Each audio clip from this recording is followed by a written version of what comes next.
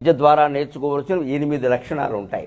అదే అందులో ధారణ చాలా ముఖ్యం. శుశ్రూష శ్రవణం చైవ గ్రహణం ధారణం తథా ఊహాపోహ అర్ధ విజ్ఞానం తత్వజ్ఞానం తు ధీగుణాహ అంటారు.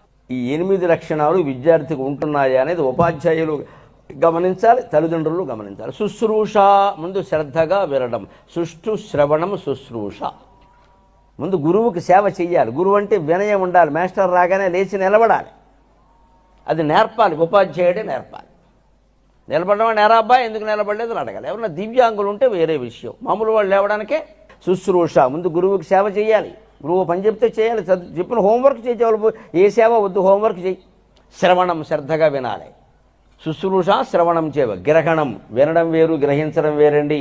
ఇక్కడ మీరు అందరూ వింటున్నంత మాత్రాన అందరూ గ్రహించినట్టు కాదు. నేనేమో అమాయకుడు కాదు. ఎవరు ఏమీ గ్రహించరని నేనే పారితోషికం గ్రహిస్తానని నాకు తెలుసు. నాకే గ్రహణం కాదు, మీకేం లేదు ఇక్కడ. గ్రహణం అంటే దాన్ని పట్టుకోవాలి. గ్రహణ శబ్దానికి పట్టుకోవడం. సూర్యగ్రహణం చంద్రగ్రహణం ఏమిటి? అది గ్రహించడం కాదు, పట్టుకోవడం. విషయాన్ని పట్టుకోవాలి అంటే మననం చెయ్యాలి. ఇంటికి వెళ్ళి ఏం చెప్పారు, ఏ శ్లోకం చెప్పారు, దాని భావమేనా మననం చేయాలి. శ్లోకం మీకు గుర్తుండకపోతే భావం తెలీదా? ముక్కు పుడకలంటే ఏమన్నారు, ఓడి తెలుగుట ఓడి సంస్కృతం అంటే ఎంత బాగా చెప్పారు. ఇదే పట్టుకోవడం. మళ్ళీ అదే విషయం చర్చించుకోవాలి. ఇది గ్రహణం. అప్పుడు ధారణం, దాన్ని మనస్సులో ధారణ ధరించాలి. ధారణం అంటే ధరించడం కదా, వస్త్రధారణం. అలాగే ధరించాలి. ధరించాలంటే 4 సార్లు అనుకోవాలి. అప్పుడు మళ్ళీ ఇంకోటి, ఇలా విన్నంత మాత్రాన్ని, మీరు గ్రహించినంత మాత్రాన, ధరించినంత మాత్రాన అది విద్య కాదండి. విద్య అయితే కావచ్చు, భారతీయ విద్య కాదండి. భారతీయ విద్య అలా ఉండదు. వద్దు, ఎవడో చెప్పగానే నువ్వు నమ్మక. ఊహ అపోహ అన్నారు లెక్క. దానికి అనుకూలంగా ఊహ చేయి. ఊహ అంటే తర్కం, లాజిక్.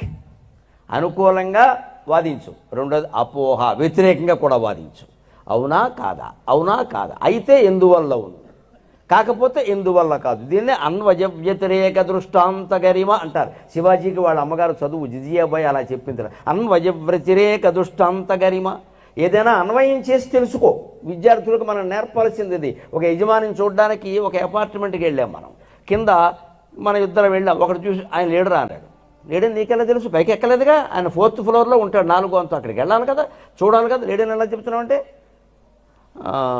ఆయన ఉంటే ఇక్కడ ఈ కారు ఇక్కడ ఉంటుంది ఖచ్చితంగా. ఇది లేదు కాబట్టి ఆయన లేడంట. ఇది ఒక ఊహ. ఆ కారు ఎవడైనా వేసుకెళ్ళాడేమో, అది అపోహ. ఇది తర్కం.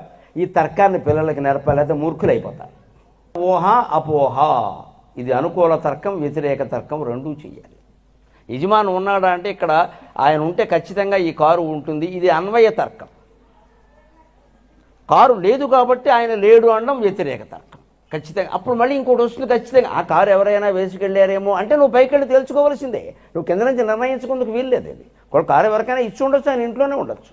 ఒకటి ఇంట్లో ఉన్నా కూడా లేనట్టే ఉంటుందండి. ఎందుకంటే అబ్బాయికి చెప్తాడు, ఇంట్లో లేనని చెప్పరా. ఎందుకని? ఊళ్ళంతా అప్పులు చేసాడు, మరి దొరకకూడదు కదా. ఇదే ఊహాపోహ అర్ధ విజ్ఞానం. చివరికి దాని సారాంశాన్ని తెలుసుకోవాలి. అంతటితో కూడా ఆగలేదండి. శుశ్రూష శ్రవణం చేయవ గ్రహణం ధారణం తథా ఊహ అపోహ అర్ధ విజ్ఞానం. భారతీయ విద్య యొక్క పరమసారం ఇక్కడ ఉంటుంది. తత్వజ్ఞానం చ ధీగుణ.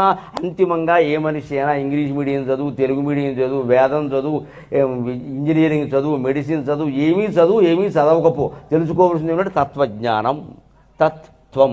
తత్ అంటే భగవంతుడు, త్వం అంటే నువ్వు. ఆ భగవంతుడే నువ్వు అని తెలుసుకోవడమే తత్వజ్ఞానం. అది ఫిలాసఫీ. రామతత్వం అంటే రామాయణం చదవడం ద్వారా రాముడు నువ్వే అని తెలుసుకోవడం. కృష్ణతత్వం అంటే భాగవతం చదవడం ద్వారా కృష్ణుడు నువ్వే అని తెలుసుకోవడం. దేవీతత్వం అంటే దేవీ భాగవతం చదవడం ద్వారా దేవి ఆ అమ్మవారు నువ్వే అని తెలుసుకోవడం. ఏ తత్వానికైనా మీరు తత్వం ఉంటుంది పక్కన, గమనించండి. పలానా దేవత హనుమత్ తత్వం, రామతత్వం. ఈ తత్వం అంటే ఏంటి? ఆ పాత్ర అలా ఉండని, అది నువ్వే. లోపల నేను నేను నేను అని ఏది స్ఫురిస్తోందో అది నువ్వు కాదు. నువ్వు పెట్టుకున్న పేరు ఇవన్నీ కల్పన, తీసేయి. అసలు నువ్వు అది కాదు. ఎందుకంటే ఆ పేరు నిజమైతే ఎవరో రమేష్ అనేవాడు పోయాడు అని అనుకుంది. ఎవరో రమేష్ ఉంటే ఏమనుకోకండి, ఏదో పేరు చెప్పాలి కదా. రమేష్ అనేవాడు పోయాడు అనుకోండి. పోయిన తర్వాత రమేష్ రమేష్ అంటే పలకడే. అంచేత రమేష్ ఈ శరీరం కాదు. గమనించండి, ప్రత్యక్ష నిదర్శనం తర్కం అంటే ఇది. రమేష్ ఈ శరీరం కాదు. ఆ శరీరంలో ఉన్నవాడెవడో ఇంతకాలం రమేష్ అంటే పెరిగాడు. వాడు లేడు కాబట్టి లేడు. అంచేత వెళ్ళిపోయిన వాడే రమేష్, అంతే లెక్క. ఆ జీవుడుకి నువ్వు పెట్టిన పేరు రమేష్. అంతేగాని ఆ జీవుడు పేరు రమేష్ కాదు. వాడు పుట్టకముందు పేరు లేదుగా, పుట్టాక కూడా బారసాల అయ్యే వరకు లేదుగా. ఈలోగా 10 పేర్లు మారే. ఒక పేరు ఏమిటి మనిషికి? 5-6 పేర్లు ఉంటాయి. ఈ పేర్లేవి శాశ్వతం కాదు. నామరూపేణ ఈతే సర్వత్ర వ్యభిచారత అనామరూపం సర్వం స్యాత్ ఇది వేదాంత రిండిమక అంటారు శంకరాచార్య. నామరూపాలు ఎప్పుడు అటు ఇటు మారిపోతాయ్యా, పేరును బట్టి రూపాన్ని బట్టి మనుషులను గుర్తించడం మానేయండి అన్నాడు. రూపము మారిపోతుంది కదా. 10 ఏళ్ళప్పుడు ఉన్నట్టుగా 20 ఏళ్ళ వాడు ఉండడు, 20 ఏళ్ళ వాడు ఉన్నట్టు 60 ఏళ్ళ వాడు ఉండడు. పేరు ఎలాగో మారిపోతుంది. మరి ఇంకా నామరూపాలు శాశ్వతం కాదు ఇక్కడ. అంచేది ఈ నామరూపాలు నశించడం, భగవంతుని యొక్క నామం భగవంతుని యొక్క రూపమే మన మనస్సులో ఉండడమే శాశ్వతం. అదే తత్వజ్ఞానం. అంతిమంగా ఆధ్యాత్మిక జ్ఞానం పొందే వరకు, తత్వజ్ఞానం పొందే వరకు నువ్వు ఎంబీబీఎస్ చదివినా, ఇంజనీరింగ్ చదివినా, ఎంబీఏ చదివినా, ఏమీ చదవకపోయినా రెండు ఒకటే. ఏమీ చదవకుండా కూడా దాన్ని గ్రహించవచ్చు. చాలామంది మహానుభావులు వీళ్ళ భక్తులుగా జ్ఞానులుగా ఉన్నవాళ్ళు ఏం చదవలేదండి. వీరబ్రహ్మం గారు ఏం చదివారు? యోగి వేమన్న ఏం చదివాడు? ఏదో మామూలుగా ఇంట్లో ఉండే చదువు అంతే. మరి వాళ్ళకి ఎలా వచ్చింది జ్ఞానం, తత్వజ్ఞానం? ఇవి నేర్చుకోవాలి.